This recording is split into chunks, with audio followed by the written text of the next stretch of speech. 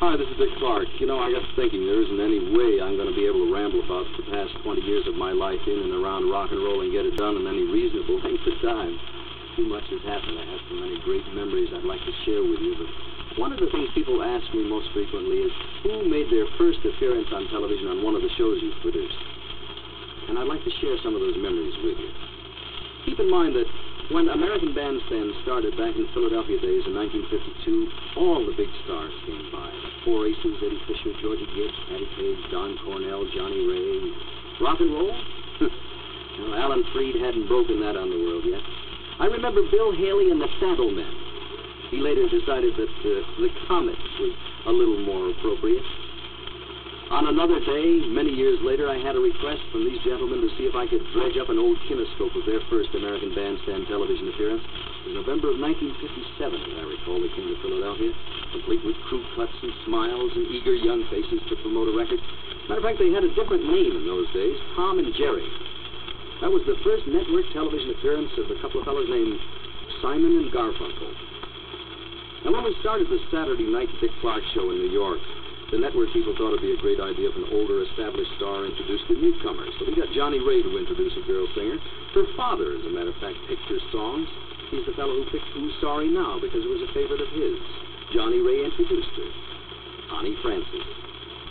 I once got a favor call from a famous talent manager. She said to me, could we please use this very bright, talented, shy young man? He wasn't a rock and roller, but she was sure he'd be a big star, and we booked him. And he came back many times. And he was shy. And very talented.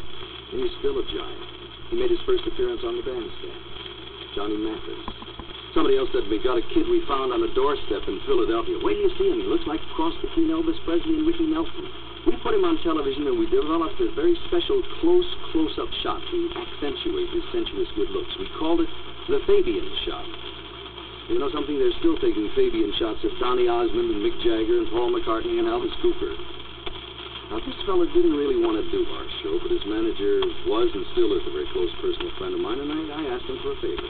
And they came. And they made their first national television appearance on the Rock and Roll Band Show. Jim Morrison and the Doors. Now, this young man was a Philadelphia trumpeter. His manager thought he'd sound a little more commercial if he held his nose as we recorded his first record. And he held his nose. He knocked every teenage girl of the 50s for a loop with a thing called B.D. Dinah. Frankie Avalon. Now, this cocky young fellow used to come to Philadelphia regularly. He hadn't had a hit yet. He did all the record hops, but he tried hard. He hung in there, and he finally got a hit. And another hit, and another, and another, and another. And then he came to me. We'd become pretty close personal friends by then. He said, I'm going to switch styles, Rick. What do you think of this record? And I listened to it, and I said, ooh, boy. That isn't what your fans expect. That isn't you. That record is never going to make it. Don't do it. I wonder how many times he's sung that song since that conversation. The song was called Mac the Knife. His name was Bobby Darin, of course. Well, these four wonderful guys dragged all the way down from San Francisco to do bandstand. They were extra busy, and so were we in those days, so we taped their guest appearance for future use. And somehow or other, these things happened 2 days before the thing was to air, coast to coast. The tape got erased. We'd already announced their appearance. Boy, we were in a jam. We got them together again, and we taped another segment just in time for them to make their national television debut. John Fogerty, Creedence Clearwater. Now, when these folks arrived in the studio, they scared everybody. You probably don't remember the first time they appeared on the bandstand. The Jefferson Airplane. I remember having an argument with a talent coordinator of a show we did called Where the Action Is. She didn't like to book this act. She didn't want to book them. She said, they don't look like our kind of people. They're just not right. We shouldn't do it. And I said, how about booking them anyway? She did. Thank goodness. The Mamas and Papas. This man came to Los Angeles with big, shiny, mirrored glasses on.